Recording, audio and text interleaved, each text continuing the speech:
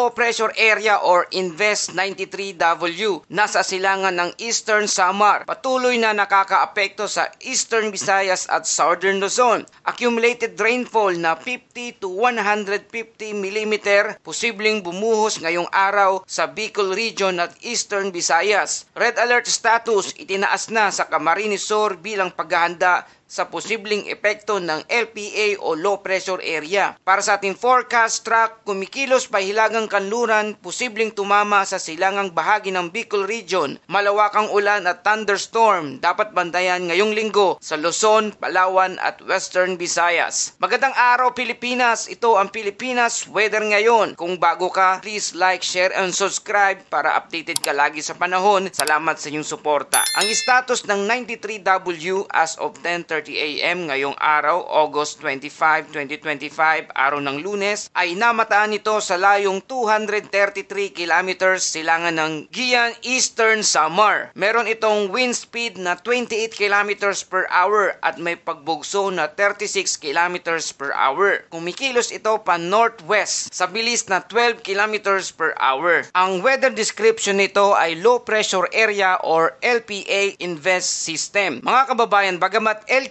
pa rin si 93W, hindi dapat ipagsawalang bahala dahil sa dala nitong malawakang ulan. Ayon sa forecast, hanggang 50 to 150 mm ng ulan ang maaring bumuhos sa Bicol Region at Eastern Visayas. Ngayong araw po yan. Kung ikukumpara natin sa typical daily rainfall, ito ay sobra-sobra at sapat na para magdulot ng pagbaha at landslide. Mga kababayan, para sa ating hypnosis at forecast, erratic ang galaw ng 93W kaya mananatili itong invest status. Mababa ang posibilidad na maging tropical depression sa mga susunod na 24 oras dahil sa vertical wind shear or hangin sa taas ng atmosphere na pumipigil sa pagbuo ng ulap. Gayunpaman, hindi natin pwedeng i-rule out ang rapid intensification. Mga kababayan, ito ang tinatawag nating unpredictable factor ng bagyo. Kahit maliit ang tsansa, bigla itong pwedeng lumakas kapag nagkaroon ng tamang kondisyon. Iyan ang dahilan kung bakit may mga lugar na agad nagtaas ng red alert status gaya ng Camarines Sur. Sa ngayon, nasa silangan ng Eastern Samar, partikular sa Oras Dolores area. Ang sentro ng sama ng panahon, kumikilos ito pahilagang kanluran at tinutumbok ang silangan ng Bicol Region. Ibig sabihin, ang unang makakaramdam ng epekto nito ay ang Eastern Samar at Bicol Region. Kaya kung ikaw ay nasa mga lugar na ito, asahan na ang masungit na panahon sa mga susunod na oras. Kung titignan natin ang extended forecast, inaasahang makakaapekto pa ang sistema ito sa Luzon, Palawan at Western Visayas. Sa kalagitnaan ng linggo, moderate to heavy rain ay posibleng mangyari sa mga lugar na ito. Kung pagbabasehan natin ang historical track ng mga